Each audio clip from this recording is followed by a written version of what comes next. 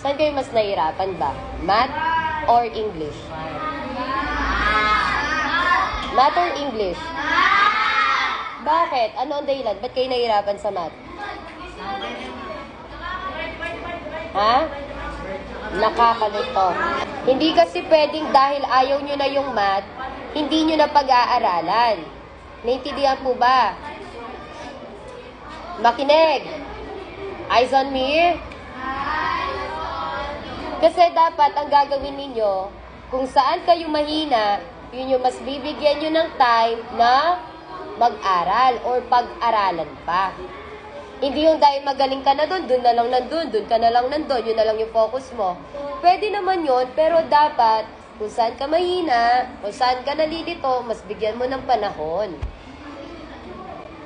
Ako ganyan ako, hindi ako dati magaling sa sa English. Ayaw ko nga yung English eh. Mas favorite ko math.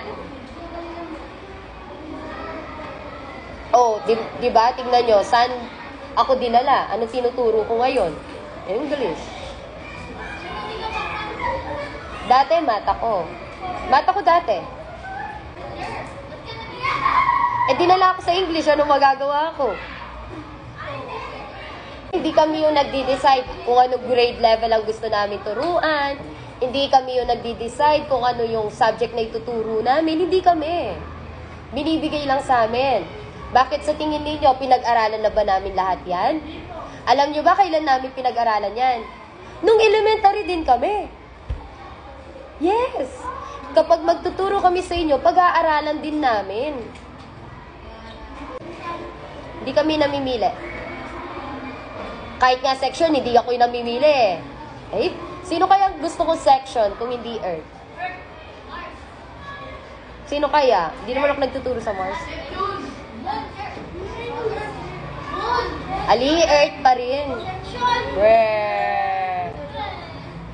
Nak, mahalin nyo yung mathematics kasi ginagamit pa rin po yan sa pang-araw-araw. Though hindi nyo magagamit yung as in nag-e-X kayo, naghahanap ng X. Bakit dalawa kayo magme-may go? Bilisan mo. Pero sa totoo lang, hindi talaga lahat magaling sa math. At hindi lahat magaling sa English. Meron at meron tayong kanya-kanyang favorite or galing. Hindi porket hindi ka magaling sa math, bobo ka na. Walang taong bobo. Hindi po yun. Hindi porket hindi ka na magaling sa English, bobo ka na. Hindi po yun. May kanya-kanya tayong galing. Kung walang teacher, ano yung mga pwede nyong panoorin? Sa YouTube, ang dami. Sa TikTok. Hindi yung iba-iba yung pinapanood nyo. Po dito, reminder dito. Anong reminder? Remainder. Remainder. Opo. Pag may sobra, pag hindi na remainder na. Tignan ingay. 1.